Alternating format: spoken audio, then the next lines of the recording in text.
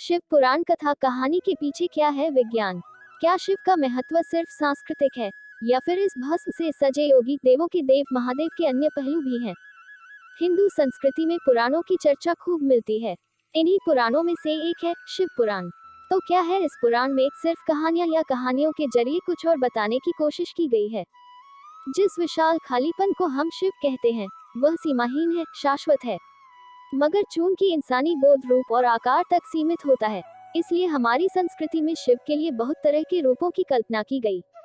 गूढ़ समझ से परे ईश्वर, मंगलकारी शंभु, बहुत नादान भोले, वेदों, शास्त्रों और तंत्रों के महान गुरु और शिक्षक, दक्षिण मूर्ति, आसानी से माफ कर देने वाले आशुतोष, सृष्टा के ही रक्त से रंगे भैरव, संपूर्ण रूप से स्थिर अचलेश्वर, सबसे जादुई नर्तक नटराज आदि।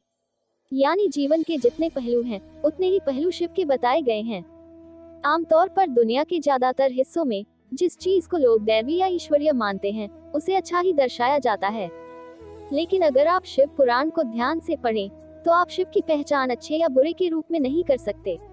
वह सब कुछ हैं, वह सबसे बदसूरत हैं, वह सबसे खूबसूरत भी हैं, वह सबसे अच्छे और सबसे बुरे हैं, वह सबसे अनुशासित भी हैं, मगर पियक्कड़ भी। उनकी पूजा देवता, दानव और दुनिया के हर तरह के प्राणी करते हैं। हमारी तथाकथित सभ्यता ने अपनी सुविधा के लिए इन हजम न होने वाली कहानियों को नष्ट भी किया, मगर शिव का सार दरअसल इसी में है। शिव की शख्सियत जीवन के पूरी तरह विरोधाभासी या विरोधी पहलुओं से बनी है। अस्तित्व के सभी गुणों का एक जटिल संगम एक ही इंसान के अंदर डाल दिया गया है, क्योंकि अगर आप इस एक प्राणी को स्वीकार कर सकते हैं, तो समझ लीजिए आप पूरे जीवन से गुजर चुके हैं। जीवन के साथ हमारा सारा संघर्ष यही है कि हम हमेशा ये चुनने की कोशिश करते हैं कि क्या सुंदर है और क्या नहीं, क्या अच्छा है और क्या बुरा। लेकिन अगर आप इस एक शख्स, जो जीवन की हर चीज का एक जटिल संगम है, को स्वीकार कर सकते हैं, तो आपको किसी चीज से कोई समस्या नहीं होगी। शिव पुराण कहानी के पीछे क्या है विज्ञान? अगर आप शिव पुराण की कहानियों पर ध्यान दें, तो आप देखेंगे कि इनमें सापेक्षता के सिद्धांत, क्वांटम मैकेनिक्स के सिद्धांत, पूरी आधुनिक भौतिकी को बहुत खूबसूरती से कहानियों के जरिए अभिव्यक्त किया गया है।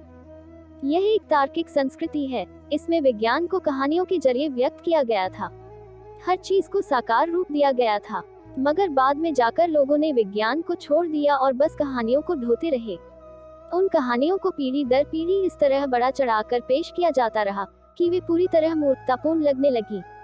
अगर आप उन कहानियों में फिर से विज्ञान को ले आएं, तो यह विज्ञान को अभिव्यक्त करने का एक खूबसूरत तरीका है।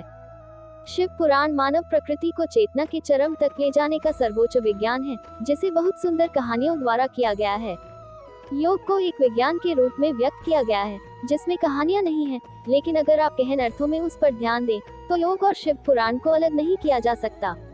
एक उनके लिए है जो कहानियां पसंद करते हैं, तो दूसरा उनके लिए है जो हर चीज को विज्ञान की नजर से देखना चाहते हैं, मगर दोनों के लिए मूलभूत तत्व एक ही हैं।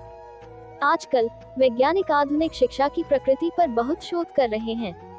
एक चीज ये कही जा रही है कि अगर कोई बच्चा 20 साल की औपचारिक शिक्षा प्राप्त करने के बाद व्यवहारिक दुनिया में प्रवेश करता है, तो उसकी बुद्धि का एक बड़ा हिस्सा नष्ट हो जाता है, जिसे वापस ठीक नहीं किया जा सकता।